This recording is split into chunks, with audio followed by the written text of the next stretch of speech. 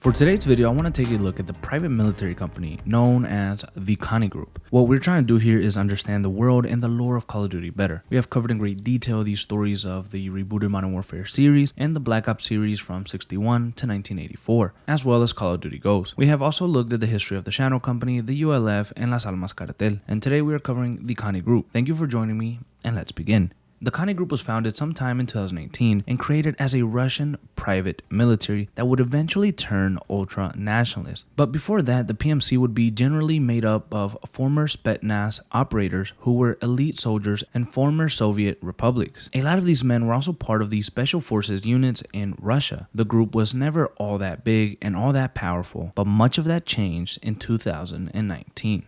In 2019, the Konni Group would welcome a few new members into their organization, Ivan Alexeyevich and Andrei Nolan. Both of these men were a part of the inner circle led by Vladimir Makarov. These men were responsible for the bombing of Verdansk, and when they joined, they had a proposition for them. They would take the lead amongst the group and follow the order of Makarov from behind the prison, and in turn, Makarov would provide the group with the best equipment and weapons. Their contracts would go up tremendously, and they would become an absolute powerhouse. All of this would be financed by Milena Romanova, Makarov's personal financier and backer. And since then, the Konni Group has become a truly powerful adversary. During the years of 2019 to 2022, Konni would engage in multiple conflicts against the Shadow Company and fight against the United States. They would look to take control of Al-Mazrah and develop new powerful chemical weapons. And they would also eventually begin plans for an attack on Urzikstan and Farah's liberation forces. For a time, they would also team up with Al-Qatala and provide them with money and resources to weaken Urzikstan, as well as employing Las Almas Cartel and providing them with pay and opportunity to expand. However, Konni plays for keeps, and it was time to truly start making a change. In 2023, they decided to free Makarov and begin an all-out attack on the West and Urzikstan. Now, in November of 2023, the Konni Group would head to the Zordaya prison complex and free their leader, Makarov. This would provide an incredible amount of goodwill within the organization, as they would see their leader in action and he would finally be free. Makarov would quickly mobilize his plans and use the Konni Group's specialties. There would be, however, a change in leadership, and the second in command, Ivan Alexeyevich, would be killed and replaced by high-ranking official Andrei Nolan. Каждый несет ответственности за свои ошибки.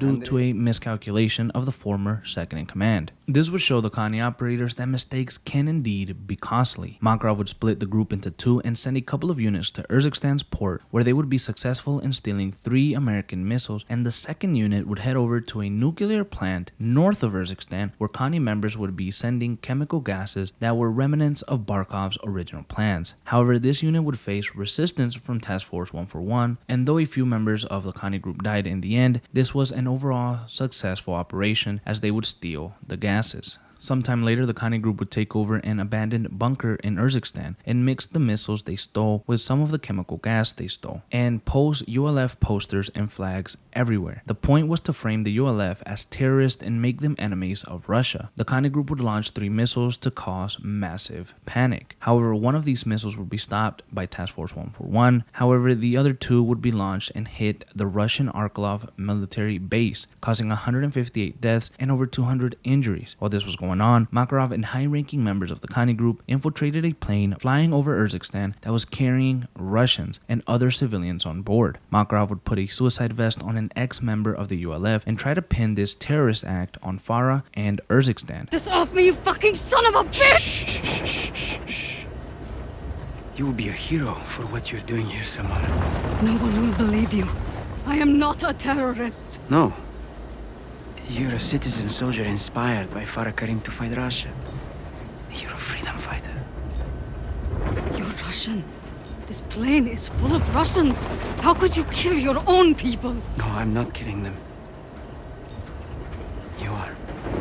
After the explosion, Makarov would send Konni members to the crash site and retrieve this evidence. However, Farah and Alex would arrive there on time and destroy any evidence that Makarov and Konni would have. And after this failure, their captain, Andrei Nolan, would be captured, leaving the Konni Group exposed. And Nolan's capture would be due to the fact that Task Force 141 got to Milena Romanova, who exposed some of the Konni Group's plans. Now, Makarov would be unaware of Nolan's capture, and he would task a unit of Konni operators to find and transport General Shepard of the US government to an abandoned prison complex in Siberia. Here, Makarov hoped to interrogate the general and use him in his war against the West. However, Konni would be ambushed by Price and Task Force 141, causing them to lose Shepard and lead to yet another failure. Due to these recent failures, Konni would quickly mobilize to Verdansk, where they planned to bomb the Gora Dam, which would cause massive casualties to the inhabitants below. But their plan would be thwarted by the Task Force 141 once again, and with 3 defeats in a row, Konni's base in Urzikstan would also be attacked by the Shadow Company and Task Force 141, which resulted in them losing the chemicals stolen a few days earlier. Konni would be on the losing end on multiple occasions and realized that an attack elsewhere may tip the scales in their favor once more. Makarov would move some of his men with him to London, where they would use a virus to infect the train systems there, and this would give Makarov and the Konni Group full control of the trains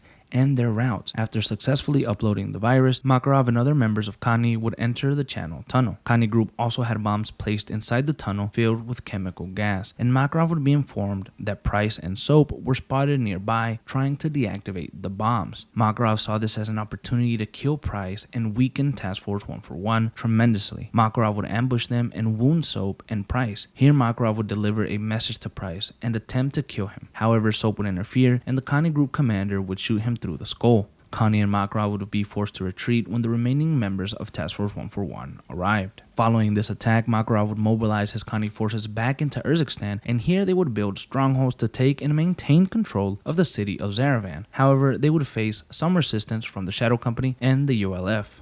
Currently, the Konni Group was last seen in Rebirth Island, where they have taken over and began to modernize and really weaponize the island for themselves as they prepare for more attacks on the ULF and the West. The Russian ultranationalist PMC seems to be as strong as their leader, and something tells me that when Makarov is killed, so too will the Konni Group die.